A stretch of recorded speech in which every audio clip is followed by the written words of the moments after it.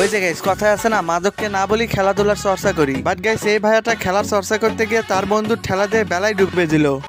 আসসালামু আলাইকুম গাইস, কেমন আছো তোমরা? বিনোদন জগতে নতুন একটা ভিডিওতে হাজির হয়ে গেলাম আমরা। গাইস আজকের ভিডিওতে অস্থির বাঙালিদের এমন কিছু ভিডিও দেখতে চলেছি যে ভিডিওগুলি দেখলে হাসতে হাসতে আপনার পায়জামার ফিতা ছিঁড়ে যেতে পারে।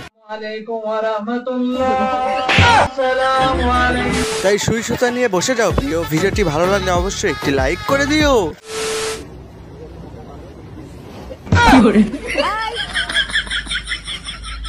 গাইস একেই তো এই বেচারা চোট পেয়ে হয়েছে অসুস্থ, তার উপর এই রেস্কিউ টিম তার উপর বসে পেছন দিয়ে বের করে দিল আলু সিদ্ধ। না না, কাজটা ঠিক হয়নি।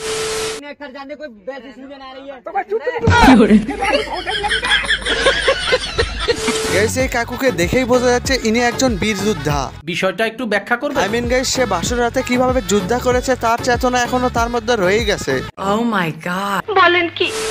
আহা আমি পারি না, আর পারি না। তোর মাথা নষ্ট। আমি কেন মরি না? আসলে গাইস যারা শরীর থেকে শরীফা হয়েছে তাদের স্বভাবটাই এমন, লম্বা কোনো জিনিস দেখলে তারই প্রতি হয়ে যায় আকর্ষণ। আমি বিশ্বাস করি না।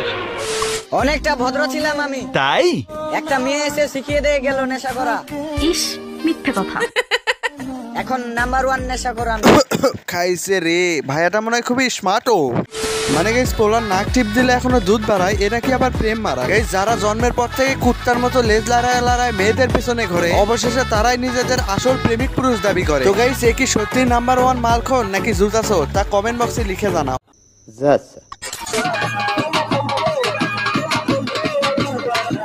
रुको जरा सबर करो।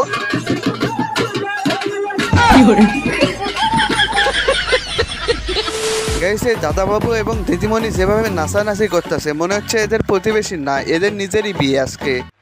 আমারও বিবাহের আলাপ চলতেছে। শুভ কাজ যত তাড়াতাড়ি সম্পন্ন হয় ততই মঙ্গল।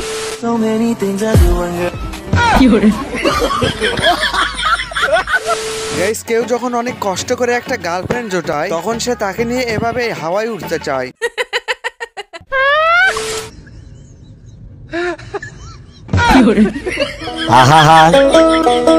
আমি পারি না। গাইস এই আপু দড়ি খেলতে খেলতে হঠাৎ করে তার শাটারটা নিচে নেমে যায়।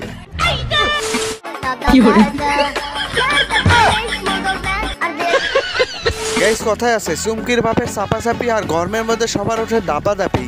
সঠিক বলেছেন। তো যাই হোক গাইস আজকের ভিডিওটা এই পর্যন্তই, আবারও দেখা হবে নতুন কোনো ভিডিওতে। ততক্ষণের জন্য ভালো থাকুন, সুস্থ থাকুন এবং চ্যানেলটি সাবস্ক্রাইব করে অবশ্যই বিনোদন জগতের সাথেই থাকুন।